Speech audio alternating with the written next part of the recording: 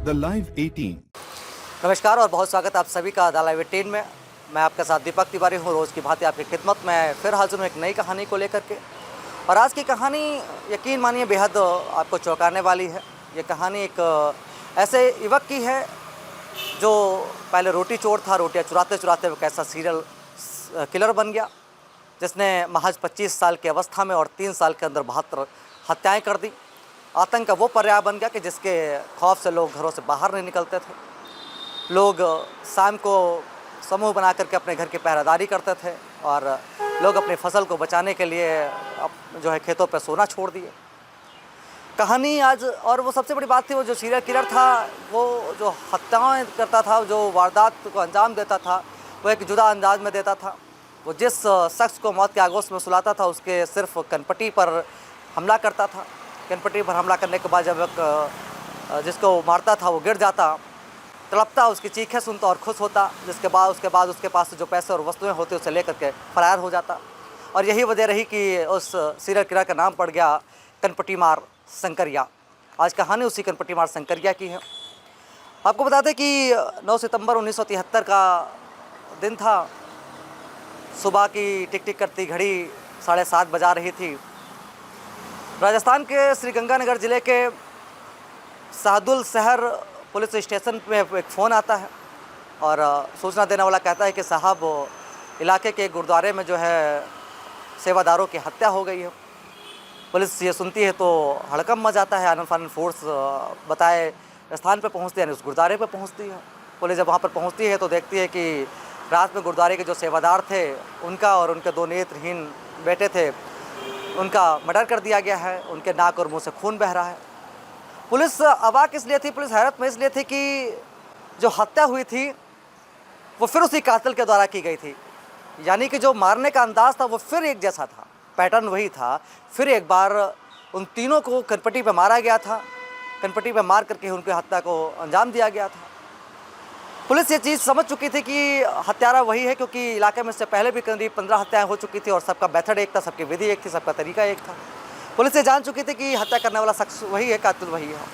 लेकिन हत्या कौन कर रहा था, इन वारदातों को अंजाम कौन दे रहा था, इसके लिए पुलिस बहुत परेशान थी। लेकिन पुलिस के पास ऐसा कोई क्लू नहीं था, पुलिस के पास ऐसा कोई सुराग नहीं था।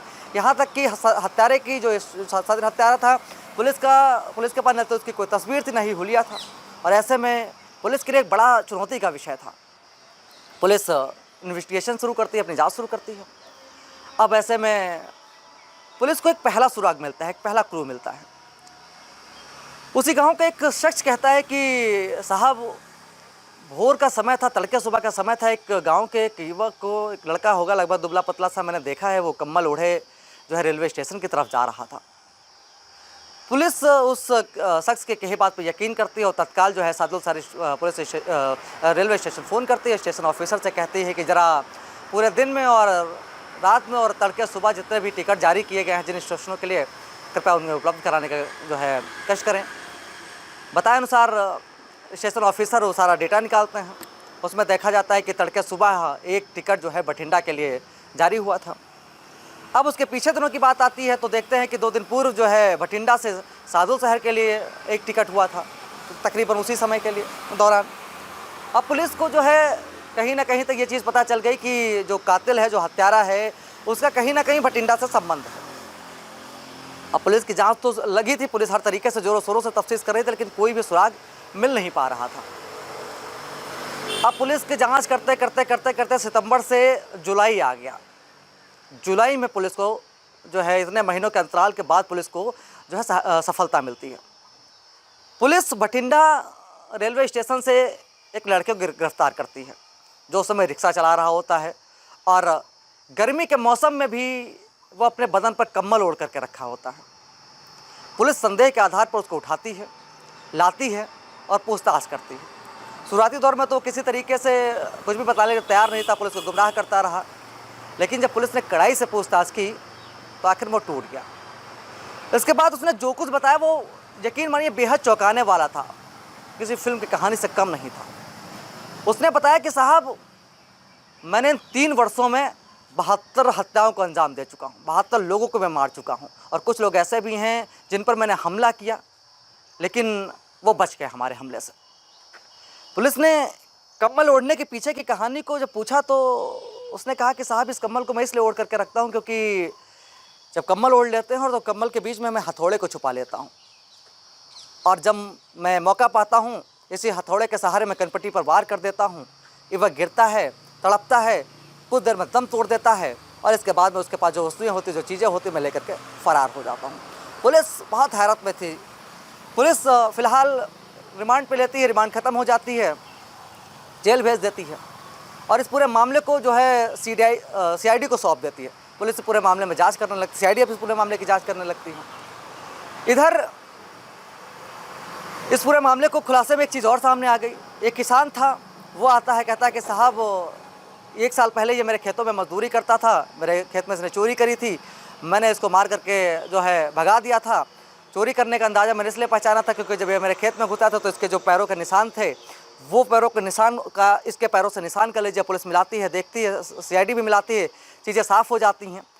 जब पूरा मामला कोर्ट में चल रहा था उस समय जब इसका जजमेंट आया, उस समय उस किसान के पगमार्क की जो गवाही थी उसको भी शामिल किया गया था।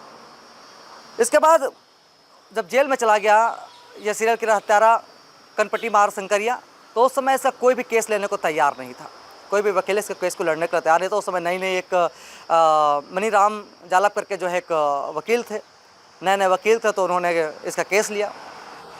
लेकिन जब तक कि उसके केस को वो प्रोसीड कर पाते तब तक इसने कोर्ट में अपने सारे जो गुनाह थे वो कबूल कर लिए।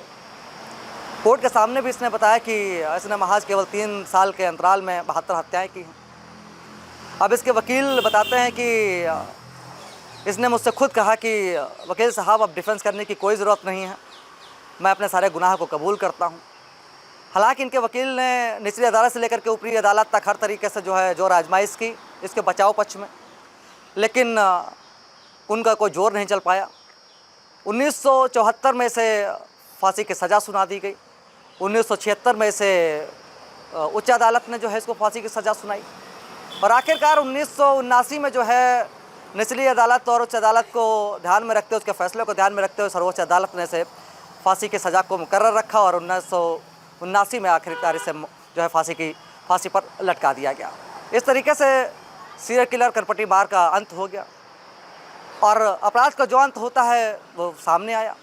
इसलिए हम आपको हर कहानी में एक बार बार आगाह करते हैं कि अपराध के तंग गलियों में बिल्कुल भी भूल कर भी कदम ना रखें, क्योंकि अपराध का यही अंजाम होता है जो कनपटी मार शंकरिया का हुआ।